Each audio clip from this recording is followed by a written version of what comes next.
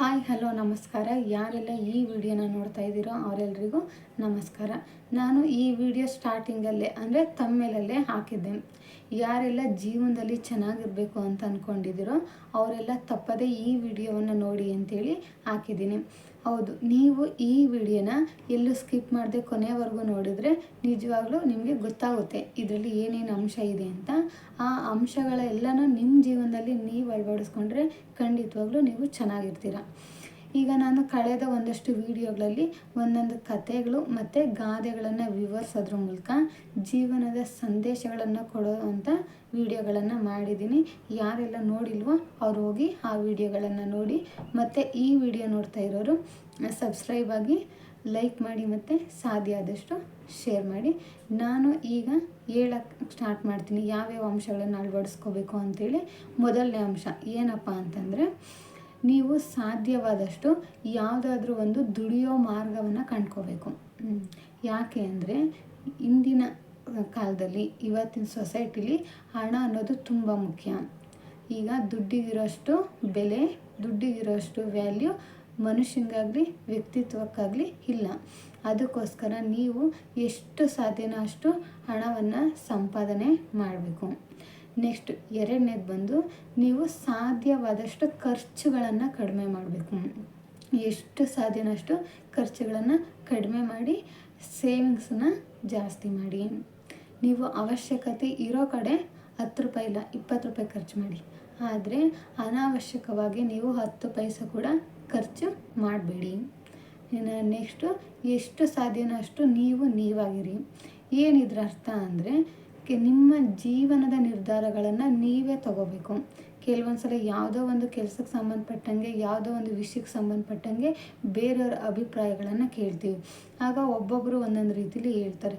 ಆಗ ನಮಗೆ ಅದನ್ನು ಕೇಳಬೇಕೋ, ಇವ್ರ ಮಾತು ಕೇಳಬೇಕೋ ಅಥವಾ ಮತ್ತೊಬ್ಬರ ಮಾತು ಕೇಳಬೇಕು ಅಂತ ಗೊತ್ತಾಗದೆ ನಾವು ಗೊಂದಲಕ್ಕೊಳಗಾಗ್ತೀವಿ. ಅದಕ್ಕೋಸ್ಕರ ಎಷ್ಟು ಸಾಧ್ಯನೋ ಅಷ್ಟು ನಮ್ಮ ಜೀವನದ ನಿರ್ಧಾರಗಳನ್ನು ನಾವೇ ತಗೊಳ್ಬೇಕು. ಹಾಗೆ ನಿಮ್ಮ ಜೀವನದ ನಿರ್ಧಾರಗಳನ್ನು ಕೂಡ ನೀವೇ ತಗೊಳ್ಳೋ ಅಷ್ಟು ನೀವು ಬಲಿಷ್ಠರಾಗಬೇಕು. ಇನ್ನು ನೆಕ್ಸ್ಟ್ ಬರೋದು, ನೀವು ಯಾರನ್ನು ನಂಬೋದಕ್ಕೆ ಹೋಗಬೇಡಿ. ಅಂದರೆ ಎಲ್ಲರ ಜೊತೆಗೂ ಚೆನ್ನಾಗಿರಿ, ಎಲ್ಲರನ್ನು ಮಾತಾಡಿಸಿ, ಎಲ್ಲರನ್ನು ಗೌರವಿಸಿ. ಆದರೆ ಎಲ್ಲರನ್ನು ನಂಬೋದಕ್ಕೆ ಹೋಗಬೇಡಿ. ಯಾಕೆಂದರೆ ನಂಬಿಕೆ ಅನ್ನೋದು ಒಂದು ಚಿಕ್ಕ ಪದ, ಆದರೆ ಅದನ್ನು ಗಳಿಸೋದು ತುಂಬ ಕಷ್ಟ ಇದೆ. ಅದಕ್ಕೆ ಆ ನಂಬಿಕೆ ಅನ್ನೋ ಪದನ ಯಾರಿಗೂ ಸುಲಭವಾಗಿ ಕೊಡೋದಕ್ಕೆ ಹೋಗಬೇಡಿ.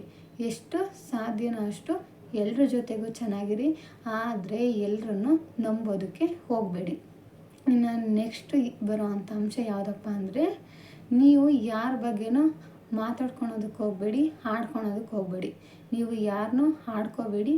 ಯಾರಾದರೂ ನಿಮ್ಮ ಬಗ್ಗೆ ಮಾತಾಡ್ಕೊಂಡ್ರೆ, ನಿಮ್ಮ ಬಗ್ಗೆ ಏನಾದರೂ ಅಂದ್ಕೊಂಡ್ರೆ ನೀವು ಅದಕ್ಕೆ ತಲೆಯನ್ನು ಕೆಡಿಸ್ಕೋಬೇಡಿ.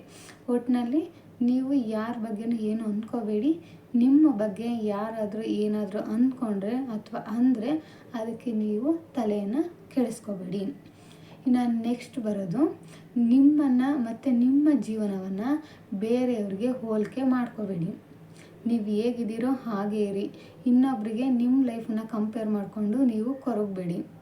ಅವ್ರು ಆಗಿದ್ದಾರೆ, ನಾನು ಹಾಗೆ ಇರಬೇಕು, ಅವ್ರ ಹತ್ರ ಅದಿದೆ ಇದಿದೆ, ನನ್ನ ಹತ್ರ ಇಲ್ಲ, ನನಗೂ ಬೇಕು ಅಂಥೇಳಿ ನೀವು ಬಯಸಬೇಡಿ.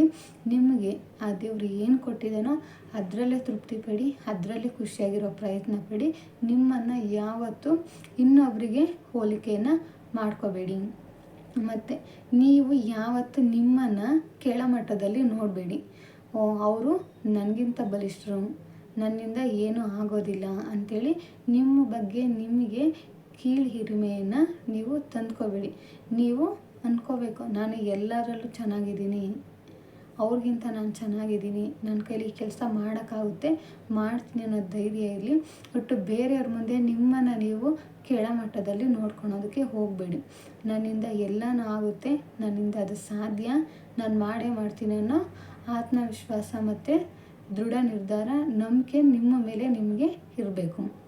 ನಾನು ನೆಕ್ಸ್ಟ್ ಬರೋದು, ಎಲ್ಲರ ಜೀವನದಲ್ಲೂ ಬರೋಂಥ ಒಂದು ಪ್ರಮುಖವಾದ ಘಟ್ಟ ಯಾವುದಪ್ಪ ಅಂದರೆ ಮದುವೆ ಆಗಬೇಕಾದ್ರೆ, ಅದು ಹುಡುಗ ಆಗಿರಲಿ ಅಥವಾ ಹುಡುಗಿ ಆಗಿರಲಿ, ನಿಮ್ಮ ಲೈಫ್ ಪಾರ್ಟ್ನರ್, ಜೀವನ ಸಂಗಾತಿಯ ಆಯ್ಕೆಯನ್ನು ನೀವು ಸರಿಯಾಗಿ ಆಯ್ಕೆ ಮಾಡ್ಕೋಬೇಕು.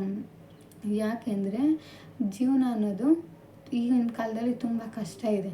ಅದರಲ್ಲೂ ಈ ಮದುವೆ ಅನ್ನೋ ವಿಚಾರದಲ್ಲಿ ತುಂಬ ಜನ ಎಡುತ್ತಾರೆ.